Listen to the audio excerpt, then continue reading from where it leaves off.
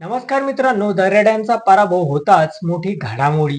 Plan बी तयार. गोकुळ गीतेंना मोठी offer. Special विमान पाठवलं. काय घडलं आहे आणि काय आहे ही बातमी आपण सविस्तर या चॅनलच्या माध्यमातून आज बघणार आहोत.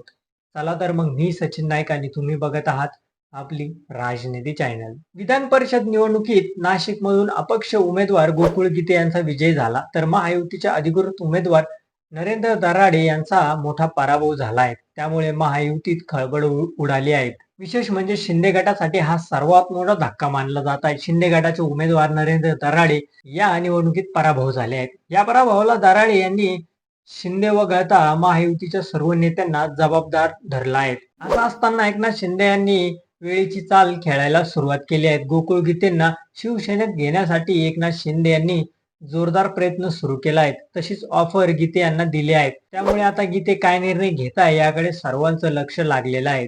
नाशिकचा धक्कादायक निकाल आल्यानंतर अधिकृत उमेदवार नरेंद्र दराडे यांना पहिला फोन येण्याऐवजी शिंदे गटाकडून गोकुळ गीते यांचा विश्वासू सहकाऱ्यांना पहिला फोन करून गीतेंना शिवसेनेत येण्याची ऑफर देण्यात आली आहे.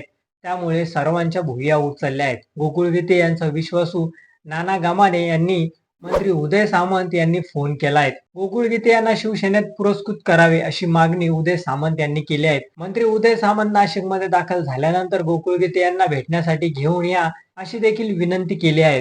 दरम्यान गोकुळ गीते यांचा विश्वासू सहकारी नाना गमाने यांनी प्रतिक्रिया दिली आहे. मला उदय सामंत यांचा फोन आला होता.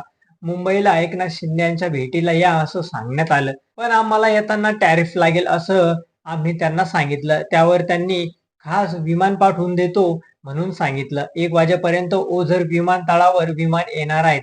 आम्ही मुंबईला जात आहेत. एकनाथ शिंदे यांचे आशीर्वाद घेणार आहोत असं नाना गमाने म्हणाले आहेत. गोकुळ गीते यांना उदय सामंतकडून शिवसेनेत येण्याची ऑफर देण्यात आली आहे. मुंबईला गेल्यानंतर चर्चा करून शिवसेनेत प्रवेश करायचे की नाहीत याबाबत निर्णय घेण्यात येणार आहेत असं सूत्राने सांगितलं आहे. तर आम्ही चर्चेला नाही तर आशीर्वाद घ्यायला जात आहेत असं नानांनी सांगितलं. जनता आणि मतदारांनी निवडणूक हाती घेतली होती, त्यामुळे हा निकाल आला अशी प्रतिक्रिया त्यांनी व्यक्त केलेली आहे. तर तुम्हाला काय वाटतं हे आमच्या चॅनलच्या कमेंट बॉक्समध्ये नक्की कळवा आणि व्हिडिओ आवडला असेल तर चॅनलला लाईक आणि सबस्क्राईब करा. धन्यवाद.